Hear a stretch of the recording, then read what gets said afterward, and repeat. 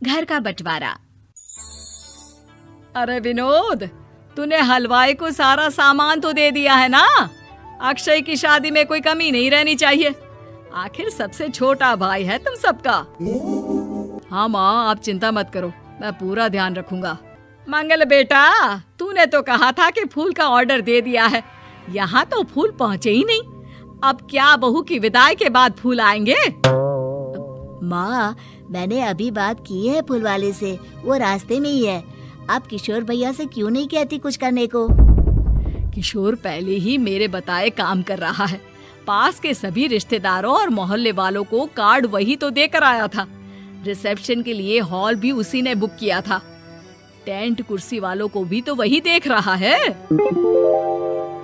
पर कई मोहल्ले वाले तो हमारे भरे पूरे परिवार से जलते भी हैं। उन्हें बुलाने की क्या जरूरत थी? बेटा, शादी ब्याह में तो बुलाना ही पड़ता है, नहीं तो लोग क्या कहेंगे। दादी दादी देखो ना, हलवाई अंकल हमें लड्डू नहीं दे रहे, आप इनको डांटो ना। अरे चैन सुख दे देना बच्चों को लड्डू, क्यों तंग कर रहा है इन्हें? बीबी जी, मैं कहाँ मना कर रहा हूँ, लेकिन लड्डू बनते ही ये बच्चे उठा उठा कर खा लेते हैं। अरे मैं तो इन्हें थाल में रख के परोस भी नहीं पा रहा। भागो, अब कोल्ड ड्रिंक पीने चलते हैं।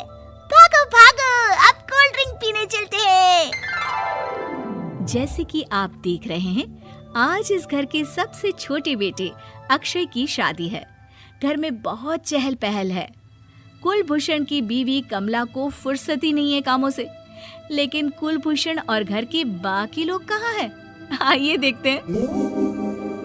अजी, आप यहाँ आराम से बैठकर गाने सुन रहे हो और घर में अभी तक इतने काम बचे हैं करने को। अरे भाई, मेरे सबसे छोटे बेटे की शादी है, इसके बाद तो मैं अब चिंता मुक्त हो ही जाऊंगा। और फिर घर में तुम हो, बेटे बहुएं हैं, तुम लोगों के होते हुए मैं क्यों काम करूं? मैं तो शान से बेटे की शादी में जाऊंगा तैयार होकर। अरे ठीक है, अब आप आराम ही कीजिए। एक बार अभिषेक की बीवी आ जाए, फिर मैं भी आराम करूंगी और मेरी चारों बहुएं पूरे घर की जिम्मेदारियां संभाल लेगी। इतना कहकर कमला वापस अपने काम में लग जाती है। बेटा भी, तू अब तक तैयार नहीं हुआ? किससे बात कर रहा है फोन पर? तैयार कैसे हूँ? सैलून जाने से तो आपने मना किया है, क्योंकि मुझे हल्दी लग चुकी है। भाभीयों को देखो, सुबह से पार्लर में है। अक्षय की शादी हो जाती है और नंदिता बहू बनकर घर आ जाती है, लेकिन इस घर की खुशियों को मानो किसी की नजर लग गई थी। नंदिता के आने के बाद आए दिन घर की शांति भंग होती रहती। अपने माँ बाप की इकलौती बेटी को इतने बड़े परिवार की जिम्मेदारियां कहाँ संभालनी थी? अभी देखो ना, मेरे हाथों की मेहंदी भी अभी नहीं उतरी है और तुम्हारी मम्मी ने मुझे घर के कामों में लगा दिया। मैंने सोचा था कि घर की सबसे छोटी बहू होने के कारण मुझे सब पलकों पर बिठा के रखेंगे, पर यहाँ तो पलक झपकने की भी फुर्सत नहीं मिलती। देखो नंदू, शादी के पहले ही मेरे घर वालों ने तुम्हें और तुम्हारे पेरेंट्स को बता दिया था कि मैं जॉइंट फैमिली में रहता हूँ, तो फिर अब ये शिकायत क्यों? और फिर तुमसे पहले मेरी भाभी भी तो आई थी शादी करके, उन्होंने तो कभी कुछ नहीं कहा। नंदिता तब तो चुप हो जाती है, लेकिन ऐसा बहुत दिनों तक नहीं चलता। अरे नंदिता, माँ बाबूजी की दवाई का टाइम हो गया है, उन्हें दवाई दे आओ और उसके बाद सबके लिए नाश्ता बना देना। पर भाभी, मैं तो अभी अपना फेवरेट सीरियल देख रही हूँ, प्लीज मेरी जगह आप कर लो ना ये काम। ठीक है, मैं तेरी जगह माँ बाबूजी को दवाई दे आती हूँ और नाश्ता बना लेती हूँ। तू मेरी जगह पूरे घर की डस्टिंग करके 5 बच्चों को स्कूल के लिए तैयार करके भेज देना और दोपहर का खाना बनाने के बाद कपड़े धोकर सुखा देना। उसके बाद हम दोनों मिलकर बाजार जाकर सब्जी ले आएंगे, फिर डिनर की तैयारी कर लेंगे और उसके बाद बस भाभी, मैं माँ बाबूजी को दवाई देकर सबके लिए नाश्ता बना देती हूँ। हे भगवान, ये कहाँ लाकर फंसा दिया मुझे। मेरे घर में तो गिनती की 8 रोटियां और 2 सब्जी बनती थी और नाश्ता निपट जाता था, यहाँ तो रोटियों का ढेर और सब्जियां बड़े बड़े पतीलों में बनानी पड़ती है। नाश्ता बनते बनते लंच का टाइम हो जाता है और लंच बनते बनते डिनर का। अभी मुझ में तुम्हारे पूरे परिवार का नखरा उठाने की और ताकत नहीं बची। मैं ऐसे नहीं रह सकती। अरे तो क्या चाहती हो तुम? मुझे अलग रहना है बस। तो ठीक है, हम कल ही शिफ्ट हो जाएंगे किराए के घर में। इतना बड़ा घर होते हुए हम किराए पे क्यों रहेंगे? ना जी ना, घर में ही दीवार खड़ी करो अपने हिस्से के आगे।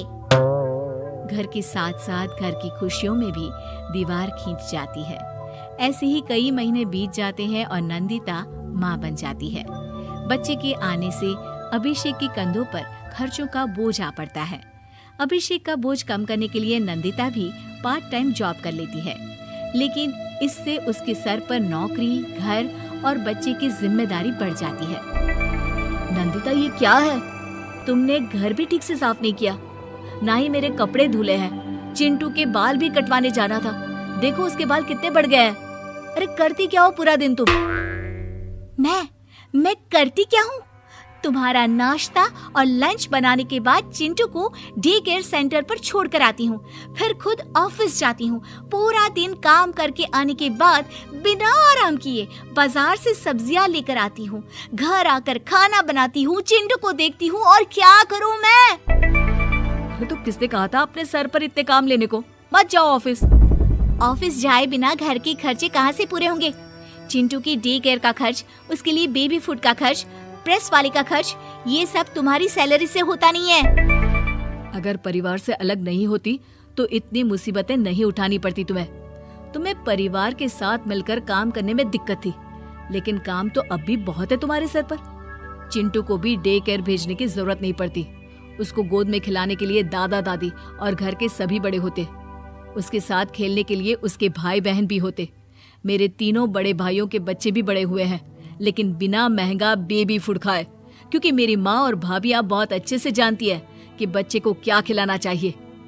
बिजली के बिल जैसे खर्चे भी सब मिलकर बांट लेते थे।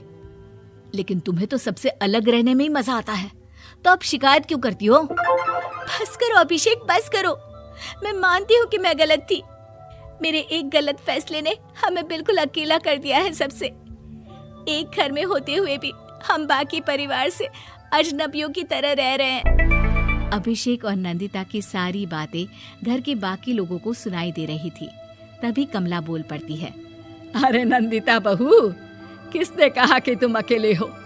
तुम्हारा इतना भरा पूरा परिवार है ना तुम्हारे साथ। हम तो बस ये चाहते थे कि तुम अपनी गलती समझ जाओ। अगर हम तुम्हें समझाते तो शायद तुम ना समझती, लेकिन अपनी गलती का एहसास तुम्हें खुद हो गया है, तो अब तुम समझ चुकी हो परिवार में एक साथ रहने का मोल क्या होता है। मम्मी जी, मुझे माफ कर दीजिए, अब ऐसा दोबारा कभी नहीं होगा। अरे माफी बाद में, पहले मेरा पोता जरा मेरी गोद में तो दे, और तू जाकर सबके लिए चाय बना ला।